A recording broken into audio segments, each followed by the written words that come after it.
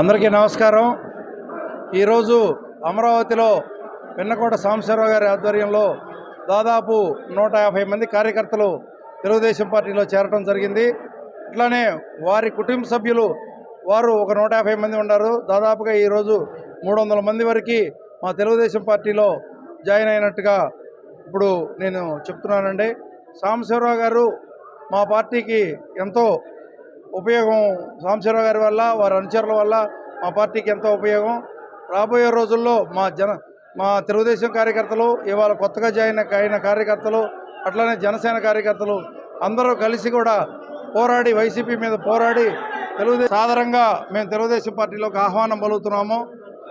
అట్లనే ప్రస్తుతం ఉన్న ఎమ్మెల్యే శంకర్రావు ఇప్పటికీ కూడా మా కార్యకర్తల మీద, నాయకుల మీద అక్రమ కేసులు పెడుతూ వారి పార్టీలోకి చేరాలని బెదిరింపులు చేస్తూ ఉన్నాడు। అవి మానుకోకపోతే మేము వాళ్ళు తగిన పశ్చాత్తాపం చెల్లించాల్సి వచ్చిందిగా, మూల్యం చెల్లించాల్సి వచ్చిందిగా తెలియజేస్తున్నానండి।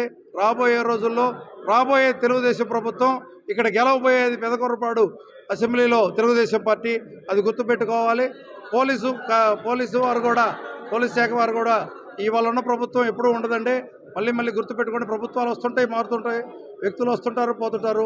వ్యవస్థని జాగ్రత్తగా చూసుకోవాల్సిన బాధ్యత మీది। మీరు వాస్తవం ఏందో తెలుసుకొని కార్యకర్తల మీద కేసులు పెట్టకుండా చూస్తే మంచిదని అనుకుంటున్నాను। ఎందుకంటే నిజంగా ఏదన్నా చేసి ఉంటే పెట్టడంలో తప్పులేదండి। చేయని నేరానికి పేర్లు ఇరికిచ్చి వారిని ఇబ్బంది పెట్టడం, వారి కుటుంబ సభ్యుల్ని క్షోభకు గురి చేయడం చాలా తప్పండి। అది నేను తీవ్రంగా ఖండిస్తున్నాను।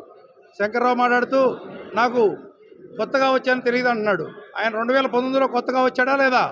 ఇవాళ నేను కొత్తగా రావచ్చు, నేను పార్టీకి కొత్త కాదు। నేను రాజకీయాల్లో బ్యాక్ అండ్ ఆఫీస్లో ఎప్పుడో గత 10 సంవత్సరాలుగా 2014 నుంచి 19 నుంచి పనిచేస్తున్నానండి। గత 15 సంవత్సరాలుగా పనిచేస్తాను।